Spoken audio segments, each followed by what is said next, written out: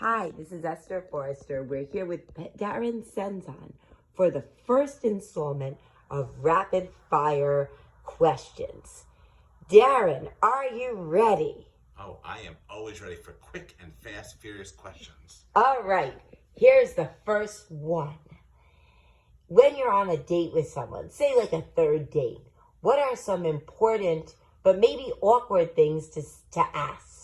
I believe in getting all the major questions out of the way very quickly, like asking, when do you have your kids on the weekend? What is your income? Where do you see yourself going in 2 to 5 years? Where do you see us going immediately? Why waste time? And I guess the right or wrong answer is different for everybody, but what are some answers? What if you don't like the answers? If you don't like the answers, guess what? Cut your losses quickly. Goodbye. Okay. Now, for this one, let's say you're dating someone a few months and they won't call it a relationship. What do you do now? So that question's brought to me a lot, Esther. If they don't call it a relationship, know what they're saying? Is there someone better out there? Why can't I call it a relationship? Does the word boyfriend and girlfriend actually scare me? Does it mean like we are exclusive? Oh no. So if someone can't call it a relationship, basically say, what do you want to call this? Are we just hanging out? Are we playing the field? Goodbye again. So there's no such thing as like ultimatums and getting the person to do what you want with like ultimatums or battering them or anything like that. I think ultimatums is child's play. If you do an ultimatum, you're just scaring the person off, or you actually force them into saying something that you want to hear, not what they want to say. Again, I hate to say this word again, goodbye. Okay. So there's the door. We'll send them to the garbage. Let's say you've had like a couple of bad experiences in a row and you feel burned, you feel like the opposite sex sucks, and you just want to give up. What do you tell someone like that? I always say, I come from the philosophy, I'm like happy Darren, second time for love, never give up. You gotta just keep on trying. Do not say, I'm gonna give up. Do not say I'm gonna wear something terrible or not do my hair or just make up some lie about going out with people.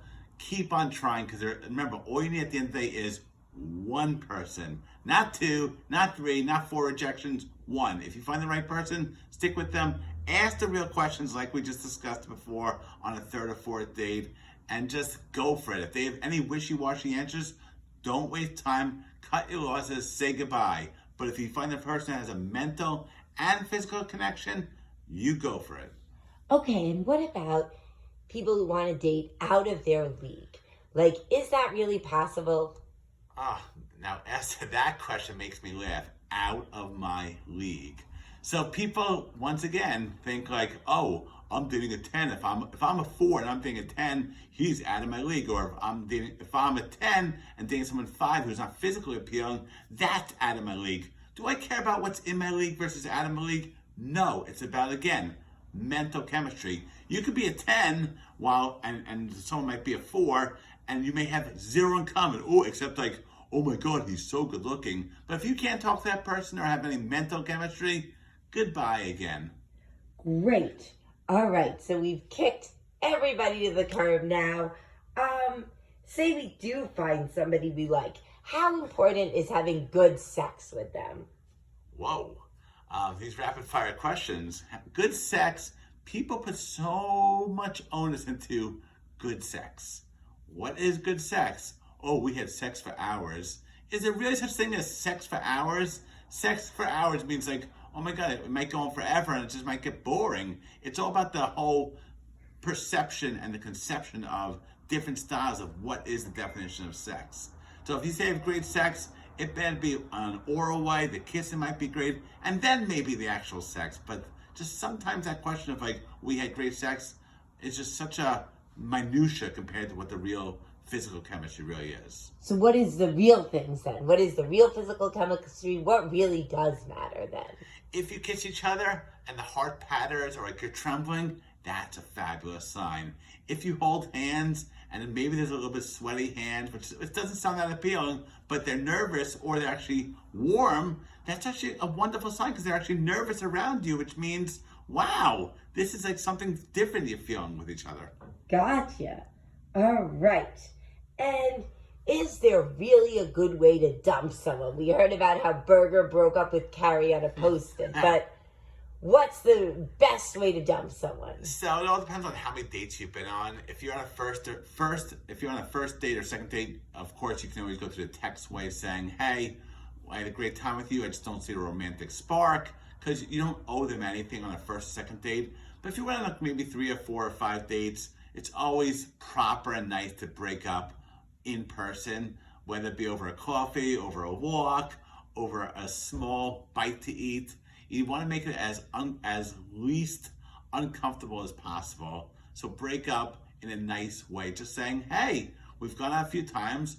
I don't feel like wasting your time, and I hope I'm not wasting mine. It's not going anywhere. Let's just part our ways, and best of luck to you. If I find someone else in the future, maybe I'll set you up with them. But at this point, I just don't see a connection." Wow, because that sounds like a really gracious way to do it. To say you don't want to waste time and offering to set them up.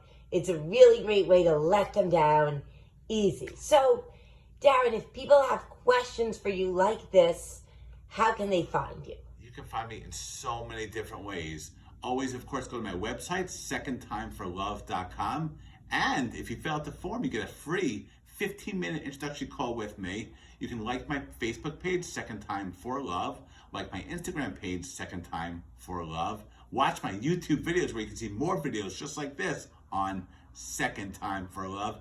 And of course, email me at secondtimeinlove@gmail.com. Thank you everyone so much for listening to my questions. All right, so it sounds like people have no excuse not to talk to you. And stay tuned for another episode of Rapid Fire with Darren.